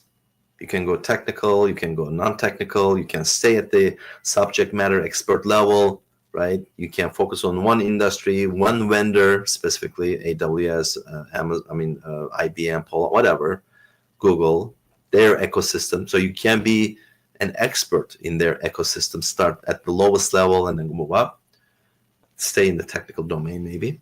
Or you don't have that underlying technical background, engineer, whatever, but you have that business mindset, you have a good understanding of technology, and there are different pathways. You support yourself with certifications. Maybe you have that long-term, well, I have a good understanding. I really want to be in that management leadership role. And again, moving forward, remember, for businesses, every business today, the underlying foundation is IT and cyber. Cyber is the foundation for IT. So we need to make sure you have a good understanding of IT, cyber, privacy, governance, risk, all those things, and then keep moving on that. And the last thing is really make sure you are part of the right circle, whether it's ISACA, whether it's connecting on LinkedIn with the right individuals, right? How you follow up, how you learn about different opportunities. So you have to be part of the right circle. You have to follow the right people. You have to have the right conversations, so that when you're having those right conversations, right, and you're part of that, you hear about the different opportunities that might pop up. And if you're doing the things, consistently, part of your roadmap, part of the plan, remember, you'll be better situated to take advantage of those opportunities that might pop up. So that's all I have. This was great. I really appreciate the opportunity, Efren. Okay, thank you. So thank unfortunately, you. No, the technological disruptions always happens, but yeah, definitely. Okay. Now we'll have to do a part 2, man, so we can get more into it. No, definitely. I think we should do part 2, but let's make sure we're better prepared in terms of we have the business continued disaster recovery in plans. Like we have a hot site, right? we should have a hot site and switch right away. So we should do that better. So yeah, I'm more than happy to join for a part 2 on a specific topic, maybe on something else. Definitely, it might be. I don't know, we might be able to go through the ISACA certifications I think that might be a good idea, actually. So people think about it, right? We can kind of go through, list all the ISACA certifications and go one at a time, what each certification does, what the requirements are. So that might be a good topic for at least a good hour or two, that we can go through what they need to do, what they need to learn, who the certifications are good for, so we can go into the detail of the ISACA certifications and others as well. Yes, I think that'd be a great topic for next time, for the ISACA certifications, clarify a few things and get more details into them. Because I know there's a lot of certifications.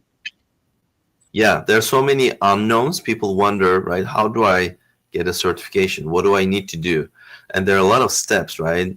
From, let's say, becoming a member, chapter member, advantages, which we discussed some of them, and then going through the individual courses, certifications, and what they do, who's that for, what is the purpose, right?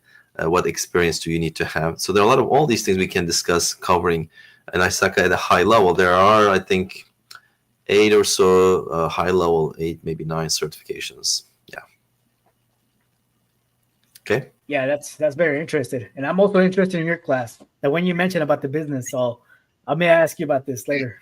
Oh yeah, please do join or find out. We do have info sessions once a month, where we talk like briefly, less than 30 minutes about the program. This is the MS in Cybersecurity at Dominican University of California.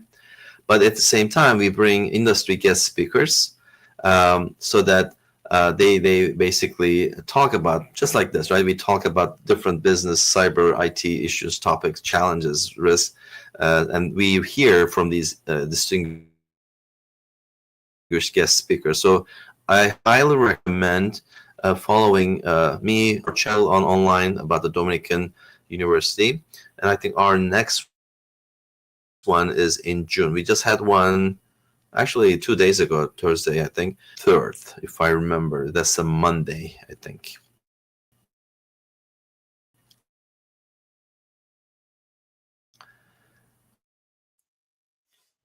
Okay, yes, I'm gonna check that out. I'm really interested in That's that. the next one. It's our info session.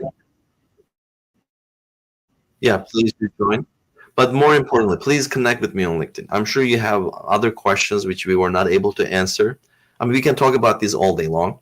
So connect with me on LinkedIn. More than happy to guide you one-on-one, provide some mentoring maybe. I'm sure there's some value I can create for you. So please connect on LinkedIn and see how I can help you. Okay, sounds good. Thank you. And I'll be sharing this video. And like I mentioned, we'll start the process and everything. So Okay, also, Efren, are you there? So, yes, I'm here. Can you hear me? Yes, I can.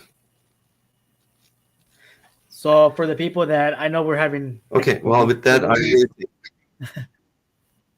we'll have an audiobook. That's okay. You know, it's always okay. Yeah, and I think that's a great idea. You know, capturing the important themes and from each speaker and putting it into the ebook for the different sections. Great idea. I'm looking forward to that. Yeah, thank you. Appreciate it. Okay, so that should be it. Thank you, Tolgay. Thank you for everything again. Thank you. I know there might be a lag on the conversation right now, but thank you so much. Well, we'll do it better next time. Well, thank you for the opportunity. You have a nice weekend, okay? Okay, thank you. Likewise.